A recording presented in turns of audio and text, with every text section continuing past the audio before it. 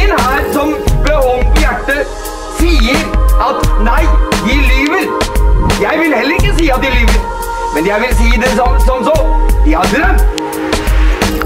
Høyre, venstre, gjerne halvdel. Midt imellom finner du din sjel. Melodi skrevet av et saklig fotografi. Pustedrag og hjerteslag impulser. Symbiotisk forhold. Alfa og omega søker kontroll. Se engler og demoner danse. Universet krever balanse. Gjenskapt et tapt ansikt. Skrevet gjennom blikk. Frekvenser har grenser, vibrasjoner mellom toner. Magnetisk felt holder bak i kontakt til det siste ordet sagt. Konsekvenser er et biprodukt av utfall. Halv av en halvdel, universets sjel. Knytter og bytter speilbilder og fluksjoner til neste manns gudekode som små leksjoner. Alfa og omega danser i toner. Fra de spekter i frukt, nektar og brukt, men univers krever like vekst.